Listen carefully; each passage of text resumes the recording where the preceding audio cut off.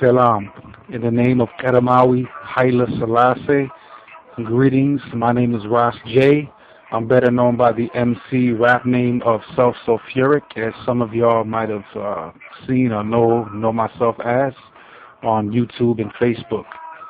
I would just like to share my brief testimony and background a little bit to the Rastafari community.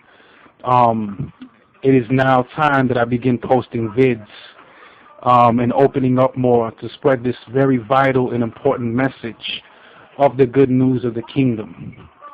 A little bit about myself. I come from a mixed background of a white Anglo, part Lakota Sioux Indian father, quarter native, and a Colombian mother of a Spaniard with some Indian mestizo, is what you would call it, background, along with some Moorish, black Moroccan background on her mother's side.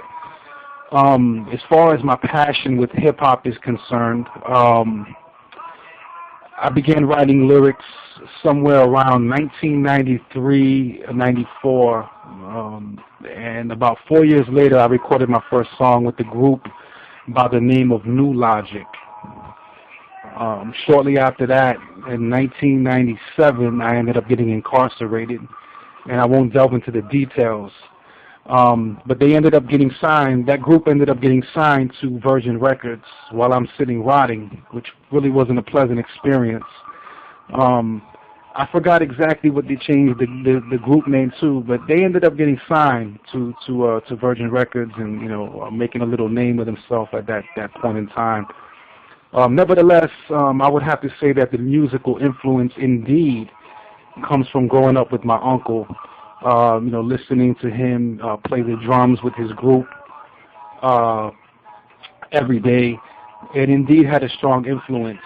And about 6 years later, in 1989, he eventually ended up getting signed to Capitol Records. He landed a deal with Capitol Records with his group called The Crash. They were extremely famous. They had a lot of fans overseas in Japan and whatnot.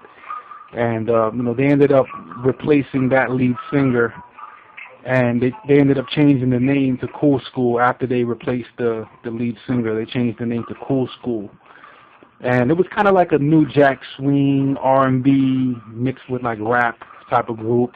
They became a little bit more known, famous, I guess you can call it. They came out on MTV, maybe VH1. They came out on BET, Soul Train, and maybe some other channels. Anyway, I would have to say that it had a strong influence. I would have to say it had a strong influence on myself, to where I would begin to start writing lyrics of my own. And after all those years of writing songs from that time of 1993 until now, I just finally came out with an album. I recently posted up on Facebook. It's called Reflections of Past and Present, which I released as a free project. You can go on my Facebook page, Self Sulfuric, and you can download it for free.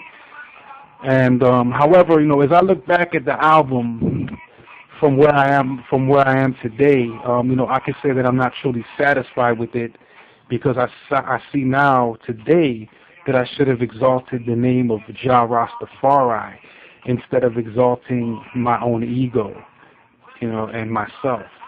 I should have exalted the King of Kings instead of exalting myself. Nevertheless, I give thanks for the life lesson, and y'all willing, I can be able to complete another short-length album, strictly in reverence to Jah Rastafari, along with some other life's lessons in there, but strictly in reverence to Jah Rastafari, and not the egotistical element that was there on the older songs. So basically the album is from 2004 to 2012. It's a collection of songs that I did throughout the years and my life's transition from that time until now. and you know, going through many schools of thoughts that I did and whatnot, and yeah, that's pretty much what the album is. It's a reflection of my past and present. Anyway, I also followed quite a few different religions and schools of thought. My mother was a Jehovah's Witness, so there would indeed be some ass whoopings if I didn't want to go to the Kingdom Hall. That's, like church. What we would call church was the Kingdom Hall. So even though I was still searching later on in life, I still held on to much of that indoctrination. Even though later on I came to find out it wasn't teaching the fullness, it wasn't teaching the truth. I still give thanks to my earthly mother, however, for instilling some values in I.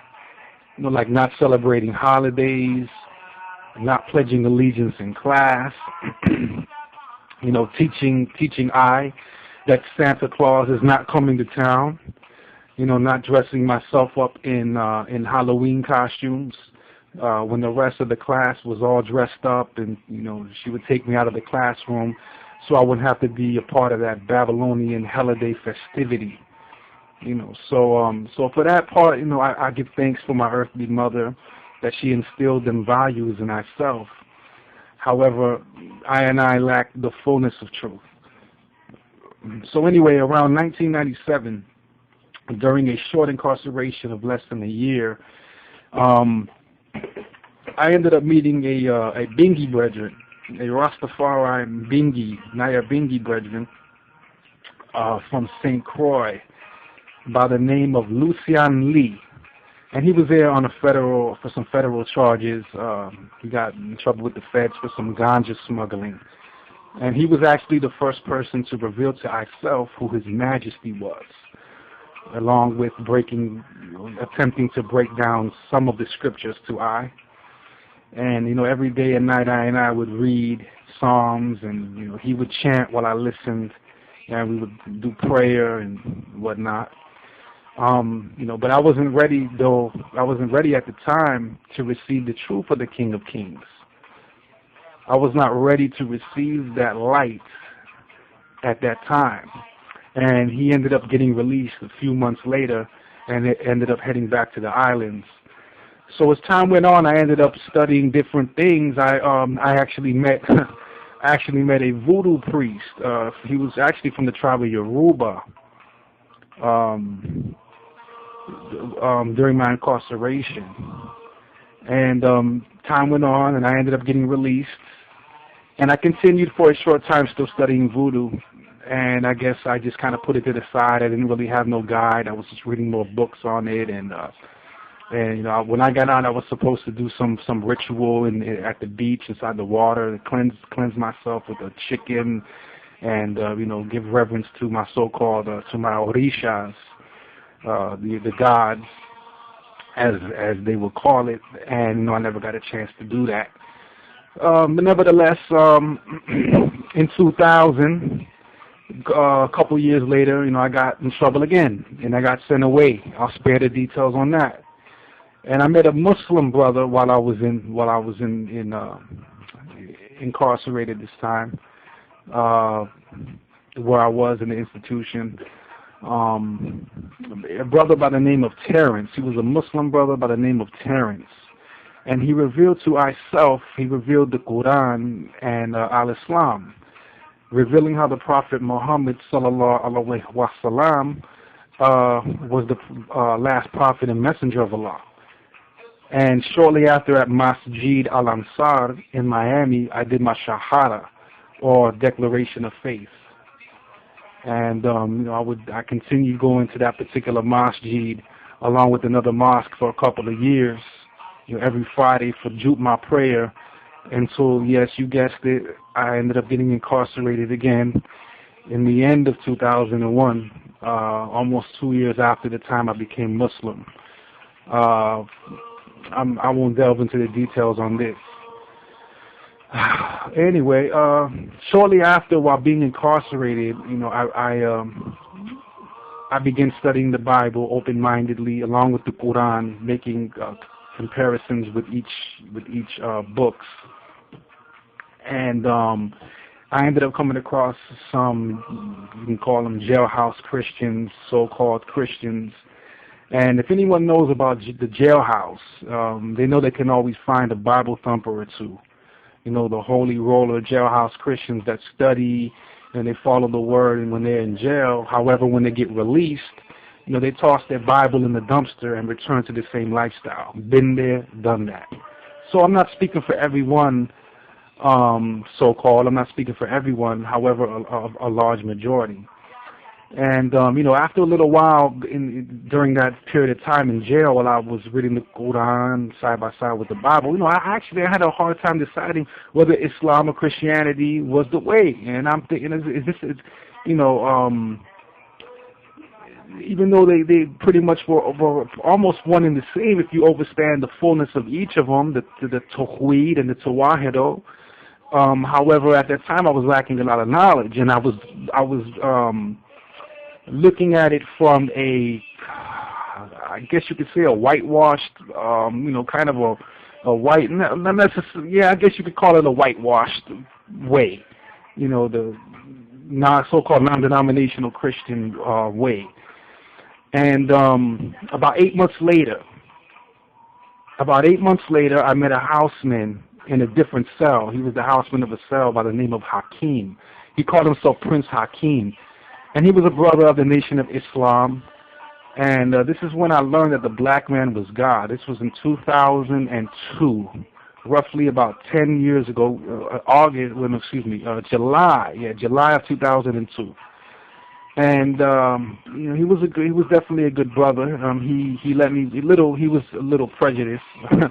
However, he let me read some of the book by Ivan Van Sertima entitled Blacks in Science to expand my knowledge, which was an excellent book as much as I did get to read, even though I came to find out through this journey a few years later that he was filled with hatred.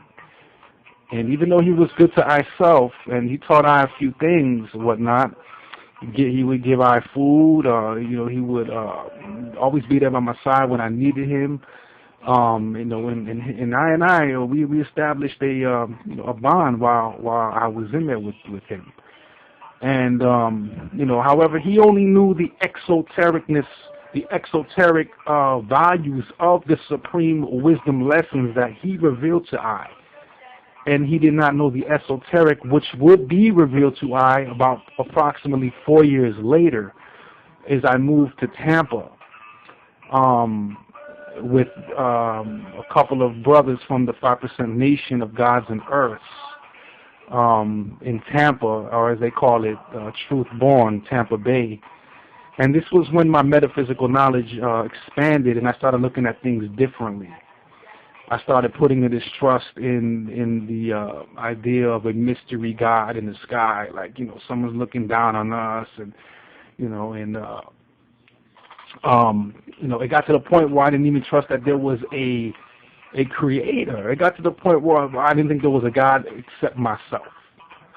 You know, everything, the world revolved around me, and you know, I was totally egotistical and selfish and very self-centered as far as that's concerned. And that was the time when I had reached a great stage. I was in a great stage of confusion and error for some months and months. But thank Jah, however, that a couple of months after I ran into a Rastafari brethren, which has been the story of my life, has been running into different brethren from different schools of thought, different people from different schools of thoughts. You know, and I would reason and build with this brethren, this Rastafari brethren. And this is when I became more interested in Rastafari, being that I was very open-minded. My mind was not closed in seeking truth. You know, because I know that one must have an open mind in order to find that truth. Because if you have a closed mind, how are you ever going to find the truth? You're going to be stagnated, you're stuck in something. So it was kind of like the prodigal son from 1997 when I first met Lucian Lee when I was incarcerated, and then in 2008, here I come back again, and it's like Jah telling I, like, hey, you know what, this is your time. because everything happens in Jah's time. So I finally ended up meeting another brethren in 2000, at the end of the very end of 2008, around Thanksgiving time of 2008, and I eventually ended up losing contact with the brother. I don't really recall exactly how. However, in 2009, I'm on the internet searching, for Rastafari sites and whatnot, into Rastafari meetup groups and in Miami and whatnot. And I found Ethiopian World Net. Lo and behold, I find Ethiopian World Net online. And, this is where I found the fullness, not no isms and schisms and whatnot, but I actually found the fullness within it when I researched it. It's not like I said, oh, that's the truth. No, you have to research it, and then it's the truth. Because, you can't know something is the truth, if, just by your feelings. You have to go and research it. So after watching a few videos, I actually became interested and willing to become an LOJ student / disciple. And, I came to find out that Wyndham Yadin is indeed a great teacher. And I give plenty of thanks to Jah Almighty for him to deliver the good news as he has been and continues to do. A true inspiration and a vessel of the Most High, Jah. I and I should definitely be thankful that I and I have the opportunity to have someone on his caliber of knowledge, of right and exact knowledge of Rastafari, to be able to learn this online in this day and age, in this information age. Because I remember not too long ago, it seems just like yesterday, that we didn't have this information. I didn't have this information, and we would definitely have to go out and know people and whatnot. However, the wonders of the internet made that possible. So I give plenty of thanks for Wyndham Yadin and the Ministry of Lion of Judah Society, and for the brethren. I apologize I have not reached out. That's a problem that I guess I have. I have not. I'm not a very open person. I guess I'm not very sociable, and I apologize if I have offended any of the brethren in the community. And yes, I just thought I would share that brief testimony. So feel free to comment, subscribe, and leave messages. May Jah bless and continue to guide. Salam.